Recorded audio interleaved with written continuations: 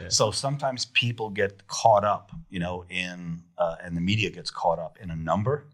But I always like to put it, what does that mean in terms of percentage? Guest speakers and their companies on this podcast are not affiliated with or endorsed by LPL Financial. Hello, everyone. Welcome back to the Strategic Insights Financial Planning Group, our 2 cents on your dollars podcast. We're super excited today because we have the GOAT, the man, the myth, the legend, Arthur Hughes, with Leo Chang, myself, James Enriquez, Alexis Villarreal, and James Credo. Welcome. Hey, how you doing, guys? Good. Awesome. How are you doing? Another day in How you paradise. Happy Friday. Yeah. Happy Friday. Day before crawfish. Oh, that's right. Okay, so Arthur, Mr. Hughes, what should we call you? Artie? Artie. Okay, Artie. So we are in 2024.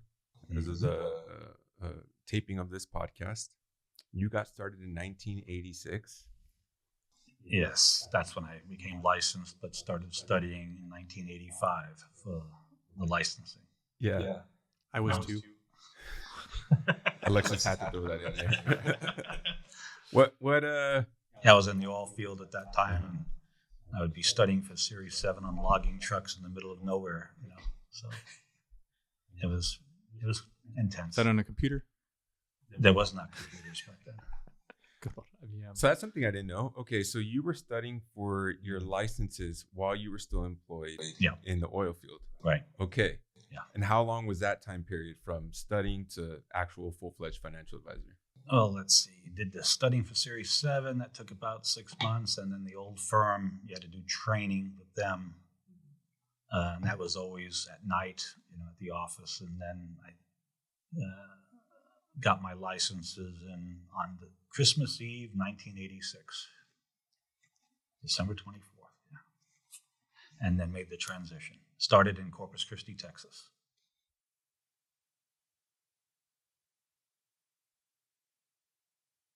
I used to work in Wall Street growing up. I'm originally from New York, so I used to work down on the street. Never wanted to be, quote unquote, a broker. And when I was in the oil business, I was a client of the firm that I ultimately went to. So I believed in financial planning as a process. Have an engineering degree, what engineers like to do, tear things apart and then put them back together. So what is the planning process? It's helping people understand what they're really trying to do, right? And then try to find solutions to help them do that. So as a client, I thought it was a pretty interesting thing. It's funny, the advisor at that time, I ended up being his boss later in my career, which was kind of funny in Corpus Christi. So I decided that when we were having difficulties in the oil field, it was actually the biggest bust in history. Oil went from $40 to $10 and stayed there for 10 years. Basically wiped out about 70% of the whole industry. I was laying off people, engineers, friends of mine, and it just wasn't fun anymore. So that's what really motivated me to make the change. So I did financial planning for myself. Right. I was planning for children with my ex-wife that weren't even born yet. Yeah. In my plan, they were -4 and -2. I swear to God. What was it called? Financial planning back then? Yes, the firm was one of the originators of doing financial planning for a fee basis. Matter of fact, they were the originator of doing that. And so that really appealed to me, not just talking about financial products and things like that and investments. And back then, obviously, the amount of investments available was insignificant compared to what we see today. So that made a lot of sense to me. What did planning look like back then? My goodness. Is it like a calculator and paper, or is it? You actually, during the training process, not to get rude, we used to call them hand jobs. Yes, we would have to actually do all with my TI calculator and do all of the numbers.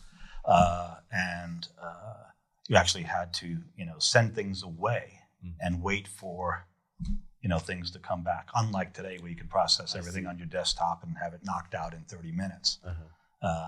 Things took a lot longer, back in the day, because there was not technology of any great consequence. Yeah. Do you still remember some of the financial planning software? Like, what was it called? Well, it didn't really have a name. And then technology, about 2 years in, started to come in, and then they started giving it, names. Yeah. They call it financial profiles and things like that. Okay.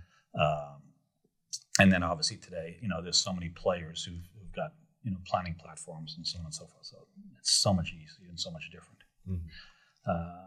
Made it difficult. You couldn't, not like today where you could, do things so quickly and deal with an infinite number of people. Right. Back then, the process was so slow. You really couldn't deal with an infinite, number of people. You had to be a little bit more cautious as to who you brought on and how much time it took to do anything. Yeah. You have to call in orders. Send in wires, or what was it? You have to figure out what you're gonna invest that day. Uh-huh. Figure it out and call it in. And then Cross your fingers. Hope for the best. hopefully that it, and you couldn't verify that the order was processed correctly because there was no technology to look at if it was done. So it was an interesting time for sure. I'm sure you're getting the name of the individual you were placing the trade with. All right, is it John? John, you got this right? You got the order. Well, you did have account numbers, so at least you had account numbers, Okay. so that you could do that. But it's interesting in the 5 years after that, that things became a little bit easier, and then 5 years after that, even significantly more. And so, you guys wouldn't even know, how different it was. It was totally bizarre. Yeah. It might have frustrated all of you because of what you're used to. Oh yeah. You had mentioned capacity being an important piece early on in Right. your career. How did you go about determining who the clients were that you wanted to work with, and what was your process for finding those individuals? When you start out in business, I think every business owner would appreciate that. You'll work with anybody, right? When you're starting in business, you think you can solve everybody's problems. You're going to work with anybody that'll give you the time. I was fairly new to Corpus Christi, and so you basically have to market yourself and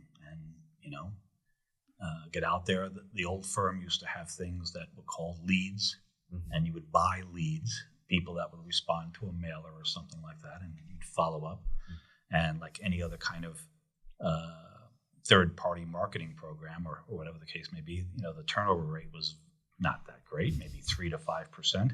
Okay. So you could end up spending a lot of money on these leads to ultimately get a client. It might be 10 leads to one appointment, or 10 leads to two, and then if you had 2 appointments, and if you were good enough, you might get 1 out of the 2.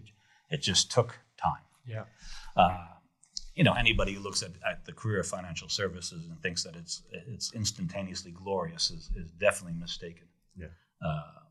I remember leaving a very good job, leaving a company car, expense account, and as an engineer in the petroleum business, going to a new business with 2 new babies. Right. And it's like, about starved to death. And it takes at least 5 to 7 years before you really get to that point. It took me 7 years to get back to the point of where I was before I made the transition. So.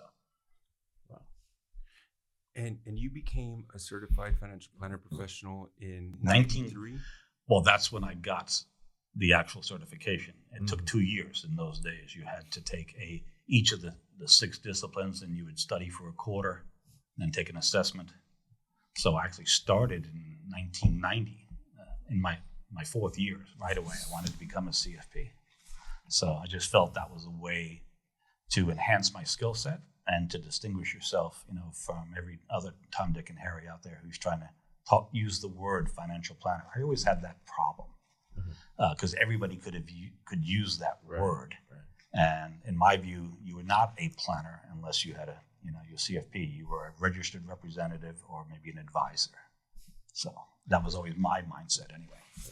Was there a significant community of individuals that were identifying themselves as that? Because I feel like a lot of those people in the financial service industry were quote unquote the broker, and that's kind of how. Well, that word was still very acceptable, right?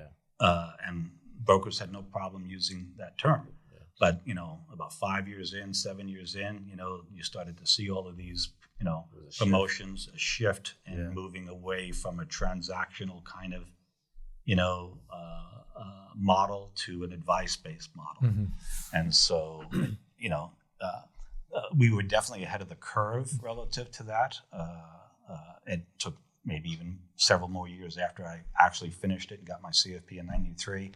Maybe by the mid '90s, the whole marketplace, really started to shift in that direction. When you got started doing the CFP program, was there a lot of push from the firm or from just other peers? No, the firm was the biggest advocate they had, because that was a commitment that the firm made, was to move everything to fee-based advice. They were ahead of the curve, way ahead of the curve. Probably at that point, probably the only firm doing that as a core mission. So, as a financial advisor, what was your first stock market or financial crisis like, and what was it? Well, that's an easy one. Started in December of '86, and lo and behold, not even a year later, in October of 1987, we had a one-day crash of 25%. Wow. In one day. In one day. How did you go home that day? He did it. We actually put together, which was amazing because the technology was still fairly new at that point, put together within 24 hours an event at a big site in Corpus Christi, so that a video thing from portfolio managers and specialists and so on and so forth to try to explain what happened. And like anything else in life, there was no definitive explanation. It just, I've seen multiple crashes and flash crashes, and nobody really can give me a definitive answer as to what was the cause. I will say, obviously, that was a very, very difficult day. For emotions were very high, clients were very upset and needed guidance and needed reassurance. But to put it in perspective, like most of these events in history, by the end of the year, the market was flat. So even though there was a downturn of 25% in one day, it ended up flat.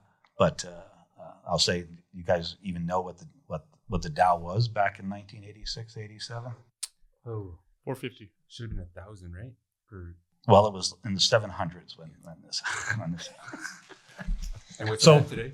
Just to put it in. What is it, 36,000? Yes, right. So I'll put the downturn. I think the downturn was 200 and something points, right? Yeah. Okay. Put that in perspective today. We Monday. see that every day now, Yeah. right? So sometimes people get caught up, in and the media gets caught up in a number. But I always like to put it, what does that mean in terms of percentage? I mean, 200 points today is not even 0.75% move. Back then, 200 points meant 25%. So everything you have to put in. Do you remember how you some handled big that day? It was being 7 months in the business. It was like, did I make the right choice? Oh yeah. But I've always been committed to people, and so I just tried to reach out to everybody that I could get a hold of, and say, sadly these things do happen. It's happened early in our relationship, and so as long as we stick to our process and stick to our philosophy, I think we'll be okay. And lo and behold, it didn't take very long for that to reverse itself. So that was just one of dozens of crashes over. So that was obviously extremely early on in your career. Yes. If the same thing happened today, how would you have handled a 25% drop? Like, what would the conversation look like with the clients? Well, you go to the crash, of 08. I mean, on a percentage basis, over a longer period of time, it was worse than that. It was 50%, from peak to trough, right? And I did phone, telecasts and try to reach out to as many people as possible that they could, ask questions about what's going on and so on and so forth. Because when you're talking about money, right, it is a very emotional subject. And so what people always need in times of crisis is some degree of assurance, right? And is everything going to be, am I going to be okay? That's always the mindset that a client will have, right? Am I going to be okay?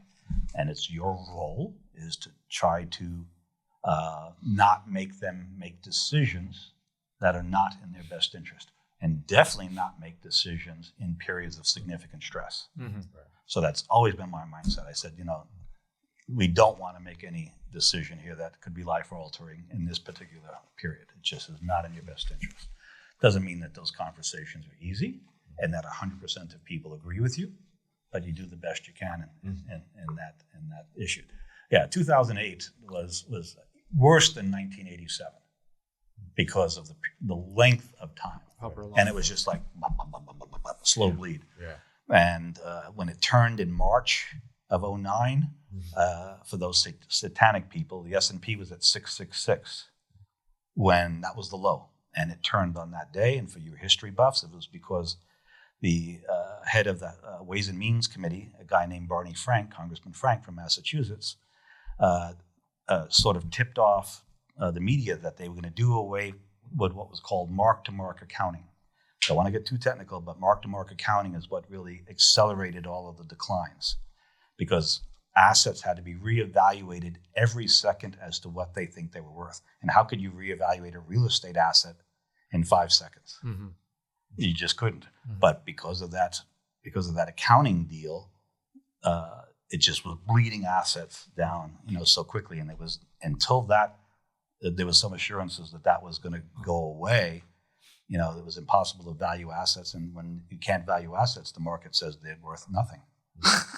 So, but that was kind of interesting. 666, that stuck in my head. With all the information that's out there today, and all the experience, experiences, we've Too had, much information. Well, do you think clients or people in general can weather a downturn much better now? Well, 2008, I think they showed they couldn't. They didn't. They made, that's why it lasted as long as it did. People were making way too many emotional decisions. So as long as when you think of, and I remember one of the things I did in 2008, because I was having difficulty why people were making the decisions they did. Mm-hmm. So I took a master's course in behavioral science for the next 2 years about that.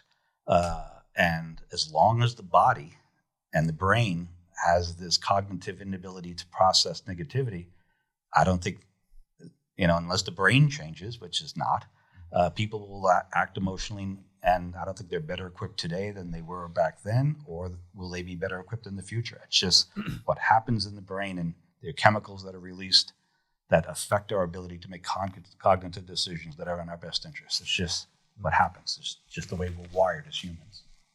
This time it's different, right? Yeah, right. There's no such thing. Technology changes things that we see it instantaneously, and media reports it, right? But back then in '87, you had to watch the nightly news. Yeah. That you knew that what was happening. There was not cell phones. There was not 24-hour flows of information, and so things never change. The basic process of helping people figure out what they need to do to improve their financial lives is never going to change. It's just not. So did your clients throughout your whole career, as you went through these crises, did it become easier and easier for your clients to handle these crises, or did you handle it better, differently? Clients who had longer term relationships became a little bit more tolerant. I didn't say they were tolerant. They became a little bit more tolerant because they had seen it before. Newer relationships would be tough because you hadn't really established that longevity of time. They hadn't been maybe savers or investors in the market for a long period of time. So those always became a little bit more challenging, and it would take more time for them to be comfortable, and they needed a little bit more help processing. So earlier you mentioned about the word broker and calling in trades. What did portfolios look like back then compared to now? Oh my God. Like, were you using individual stocks? No. Okay. No. In rare cases, yes, you did for people who had some degree of portfolio structure, and as they accumulated more and more assets, yes, you would do that. It was primarily, mutual funds. There were no ETFs or other kinds of baskets of things. There was mutual, and mutual funds were the soup du jour. I mean, that was what everybody was participating in. Do you remember your first one you sold? Yes. What company was that? It was called Stock Fund. It was a blue chip S&P 500 stock fund. Still works today. And I think our menu of options Yeah. might have been 30 to 35. Wow. It's too many. Way too many decisions. Like Cheesecake Factory. Yeah. Like now, what do we have as a menu of options? Thousands. Hundreds of companies. Yeah, but I mean, investment firms. yeah, but Hundreds yes, of but I mean, firms. it's thousands of different Right, variables right. of those things Now, do you mean that's how many there were in the entire industry, or that's how many you had available to you? available to me at that point. Okay. Do you know more or less how many were around in the industry? Because I think today there's what 6,000-7,000. Yes. We were probably under 1,000 Wow. then, across the different fund platforms per se. Yeah, and cost structures were obviously dramatically different, back then. And since there was nothing else on the street, what is what it was. So, How did you do your research regarding the quality of those funds, and the decision-making process? Right? It was really more important to understand who was the one making the day-to-day decisions on the fund. Portfolio managers back then had a lot of influence and a lot of power, and a lot of people over the years. Probably the most prolific portfolio manager that came out of that era was a gentleman named Peter Lynch, who managed a fund called Fidelity Magellan at that time. Became well known. So portfolio managers that knew how to pick stocks and trade, or how you looked at it. And so you saw a lot of people focus in on the most effective managers at that point, because there weren't that many options. Right. So research, was a hell of a lot easier. Sorry. Yeah. Today, there's just too much information, and I think when sometimes there's too much information or too many things that you put in front of somebody that inhibits their ability to make a decision, they get what we call analysis paralysis. So I think the simpler you can make things and get it in such a manner that they understand it, and they could actually reverse it back to you and help you make that decision, the better off we are all being. Right. Life is complicated as it is. We don't need to make it any more complicated. Earlier, you mentioned capacity. So did I hear you right that when you first got started in '86, it was by yourself? Yes. Oh, yes. So when did you make the decision to become a team or to form a team? And how did we get to where we are today? I was sort of stubborn, right? It even took me 5 years even to hire an assistant. Wow. I thought, as my leaders used to tell me in those days, I had delegation difficulty. That's a polite way of saying it. I love that, delegation difficulty. Okay. So 5 years. Yeah. How long you waited to hire your first assistant? Right. Okay. And so, I became a leader, and so I was then training new, financial advisors at that particular point. And so I saw over time that if you wanted capacity to improve, right, you had to build out a issue. So I've been involved in 3 teams. And I remember the first one was probably early 90s here in the Valley, with guys that I just liked. One was a former client of mine, and actually became a training manager with me. Right? And so he moved to the Valley from Corpus Christi also, like I did. And we decided to form a team, and we were definitely early adopters, of that concept. Do you remember what year that was? It was in the early 90s. Yeah. And then one member of that team had some, issues on a personal level, left the team, and so that team disbanded. And then we formed another team, still with that same person who was my partner in the first time. Right. And that went along for another several years. And again, another person in that team left and moved, out of the area. And so then I was solo again for a couple years, and then this crazy guy from San Antonio was looking for a job named James Credo, and so I said, okay, brought him on, and then we stayed as a group for how many years before we started to bring on others into the group?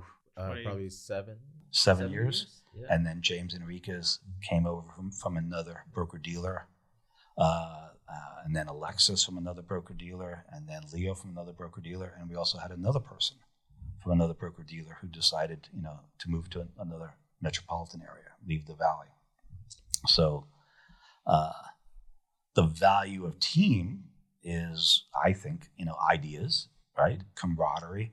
And, as you build a business structure, especially as you age in the profession, it's good to have younger blood, to try to maintain some degree of continuity of practice.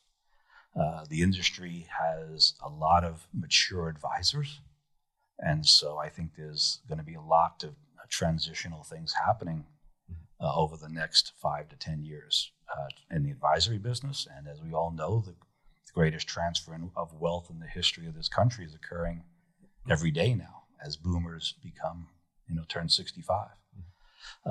And so even though you have teams, it's still, we all know, I think all of us here have some degree of ego. And so you focus, on the things that you're good at and that you focus on your own clients. But there is value of not being a solo practitioner for sure. Being able to walk up and down the hall and bounce ideas off of others is definitely a plus. Plus, I think clients really, appreciate the fact, that you're really an organization, right? Not just a sole person. I have nothing against sole practitioners. I was one forever and for a long period of time. But I think the industry is going, again, just like I've seen so many industry shifts since '86. This is the next industry shift of a major fashion. Advisors teaming up, building larger teams and so on and so forth. So, did your clients ever give you any sort of notion that they appreciated more so when you were by yourself or with the team? Did they ever give you any sort of insights about feeling maybe a sense of security? I would hope that subtly they feel a sense of security. As we all know, this is such a relationship-based business. And so clients tend to be like a dog. Once they find their person, they tend to stick with that person, right? But you have to always think about continuity. I mean, we are human beings. You could become disabled, you can die. And so having continuity or having a transition system is vital. Otherwise, the client is left to decide what they do. I know that when we think about anybody that we deal with, when they've had another professional, whether it be a dentist or a doctor or a lawyer, just suddenly retire, and they're going, well, who the hell am I going to deal with now? Mm-hmm. So, Mm-hmm. so subtly, I think over time, I think they've seen that, as a value. And, as a group, we've gotten much greater recognition, out of that. Not to toot our own horns, we're the only group south of San Antonio that is in Texas Monthly as one of the top practices in the state. We're going on our 3rd year in that, and so there's something to be said for that, for sure. You can toot your horn, Art. I tooted our horn. One of the strong influences for us to start this podcast and this program has a lot to do with what you participated in for many years down here. I did talk radio. Can you talk a little bit about Yeah. When I came down in the early 90s from Corpus Christi, I was both a practitioner and a district manager, which meant I had to hire and train new advisors, right? And I just moved to this new area, knew nothing about the Valley. Developed a relationship with a well-known personality local on talk radio, and said, he wanted me to advertise, on the station. I said, I'll do that on a different day. But let's do a talk show on another day where I'm not advertising, okay? And he thought about it and checked it. It ended up being, and so like for 15 years, I did a weekly talk show, Thursday, 9 to 10. and talked about all kinds of topics of a general nature, and took calls in.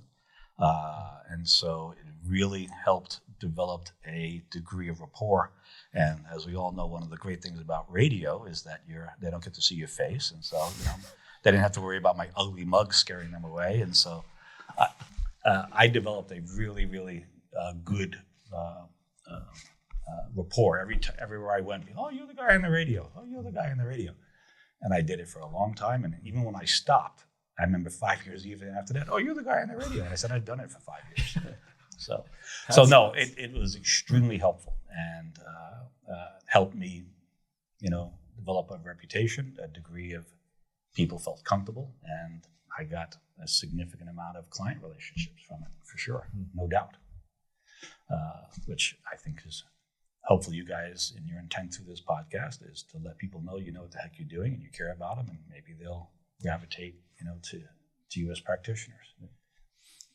So you practiced for 38 years. Yes. You're the founder of this firm. What do you want to see in regards to the future of Strategic Insights? Well, the firm should always grow, provide value, be dominant, because obviously my ego is such that all of you were hired or brought in. So I've got this ego that says, okay, that these guys need to be dominating now. And, really improve the lives of the clients that we represent. That's what I think we do well. I think we do it honestly and ethically. And so that's what I want to see happen. I want all of you to have the same degree of joy over time as I did. There's still joy in it, even though I'm trying to phase out. Never. You cannot. I don't know about y'all, but I'm fired up. Yeah. That's the GOAT, Arthur Hughes. We appreciate y'all watching. Again, that's our 2 cents on your dollars. The opinions voiced in this podcast are for general information only and are not intended to provide specific advice or recommendations for any individual. To determine which strategies or investments may be suitable for you, consult the appropriate qualified professional prior to making a decision. There is no assurance that the techniques and strategies discussed are suitable for all investors or will yield positive outcomes. The purchase of certain securities may be required to affect some of the strategies. Investing involves risks, including possible loss of principal.